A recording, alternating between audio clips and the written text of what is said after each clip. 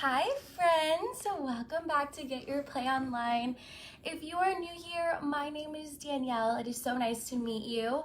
I typically don't have a dog with me during 9 p.m. bedtime story, but today I have a special guest. This is Molly. She will hopefully be sitting in my lap during this video, but she's wearing her PJs, so she's ready for bedtime story. But yeah, she's going to be my special guest today because she kind of matches our book for the night. So today we will be reading The Three Little Pugs and the Big Bad Cat. And this is by Becky Davies. So we are going to go ahead and get started. And yeah, I hope you guys enjoy this book. So that's the front of the pages. And we are going to go ahead and get started. So The Three Little Pugs and the Big Bad Cat by Becky Davies. Once upon a time, there were three little pugs named Bubbles, Bandit, and Beauty. They lived with their mother in a tiny kennel in the woods. "You're not puppies anymore," said Mother Pug. "It's time you left to build houses of your own. Take these snacks and watch out for the Big Bad Cat. She's the meanest feline around and will do anything for food. Build strong houses to keep that clever kitty out." "What kind of houses should we build? Will there be sticks? Will there be treats?" So off the three little pugs went, their backpacks bulging with biscuits.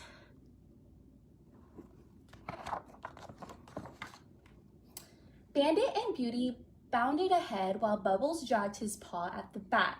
"I'm starving," he wailed, plopping himself down on the ground. "Can I just eat a couple of treats? You have to build a house first. Remember the Big Bad Cat," warned Beauty. "Fine," said Bubbles, looking around, "then I'll build my house right here out of this straw." And that's exactly what he did.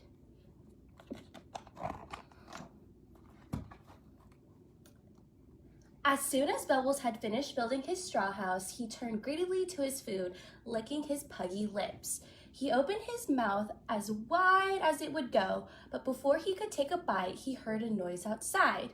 "Hump, can't a pug enjoy his meal in peace?" snorted Bubbles, and he waddled over to the window to take a look.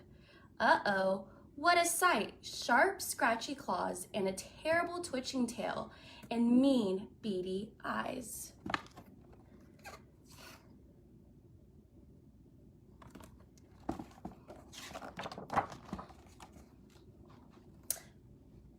"Oh no, it was the Big Bad Cat. Little pug, let me come in," yelled the Big Bad Cat. "Not by the hairs on my chinny chin chin," trembled Bubbles, scrambling to cover his food dish. "Then I'll huff and I'll puff and I'll blow your house down," cried the cat, pulling out a hairdryer, "and I'll barely have to lift a paw."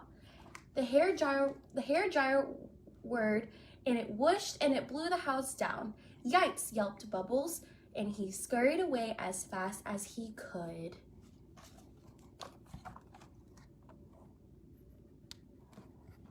What do you think, Molly? What do you think's gonna happen? Meanwhile, Bandit and Beauty had come across a pile of sticks. "Look, Beauty," panted Bandit, "sticks! Sticks are my favorite. I could build my entire house out of sticks." But Bandit wouldn't listen. He ran around happily, chewing sticks, digging holes, and building himself a messy little stick house.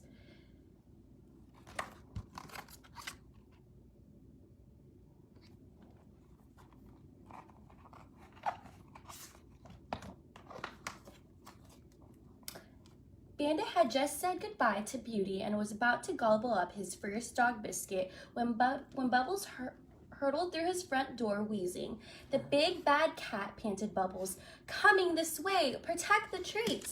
But just then a giant shadow fell across the window. Huddled together, the pugs looked out to see. Sharp, scratchy claws, a terrible twitching tail, and mean, beady eyes.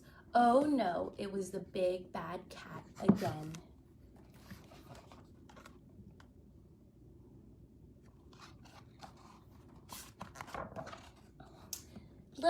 Little pugs, let me come in," howled the Big Bad Cat. "Not by the hairs on my chinny chin chins," trembled Bubbles and Bandit. "Then I'll huff and I'll puff and I'll blow your house down," the cat declared, pulling out a leaf blower and aiming it at the house of sticks. And I won't even ruffle my fur, she purred. The leaf blower spat and it sputtered and it blew the house down.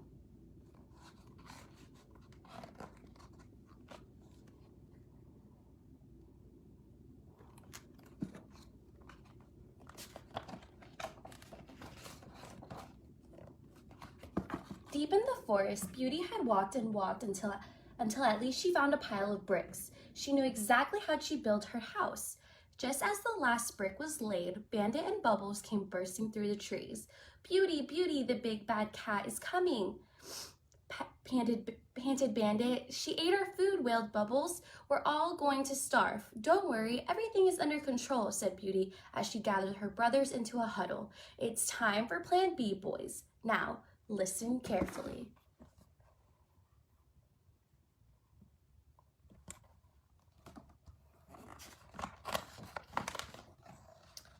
When the big bad cat reached the brick house, all was quiet, too quiet. Little Pugs, let me come in, growled the cat, but there was no response. She peeked inside to see a bulging backpack and 3 pug-shaped lumps on the couch. It's no use hiding, the big bad cat purred smugly. I'll still huff and I'll puff and I'll blow your house down, and I won't even tangle a whisker. She pulled out a giant fan and pointed it at the brick house. The fan blustered and it blasted, but the house stood strong. This would call for something more powerful.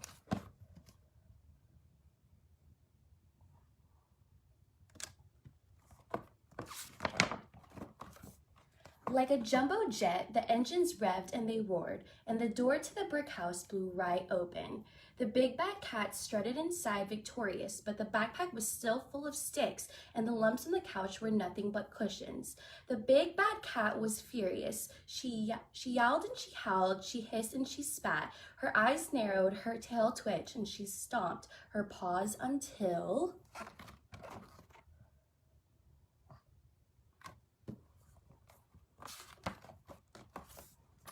Muffin, trilled a voice through the trees. Oh, Muffin, time for din-din. With a flick of her tail, the cat trotted back home through the woods, discarding her disguises. There you are, my itty-bitty muffin pie, said Mrs. Honeybun, scooping her up. I have the most wonderful surprise for my pretty, witty Muffy Wuffy. Come with me, princess, and she carried her inside the house.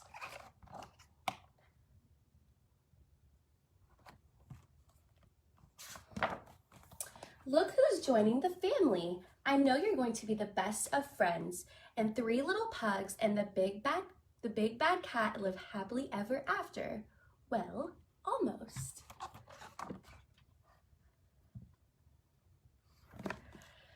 And that is the end of the story. And there's all the pugs and the cat and all these pictures. We hope you guys enjoyed this book, and we will see you guys another day, and you might see Molly again. Say bye, Molly. I think she's ready for bed. Bye, everyone. Have a good week. Bye, friends.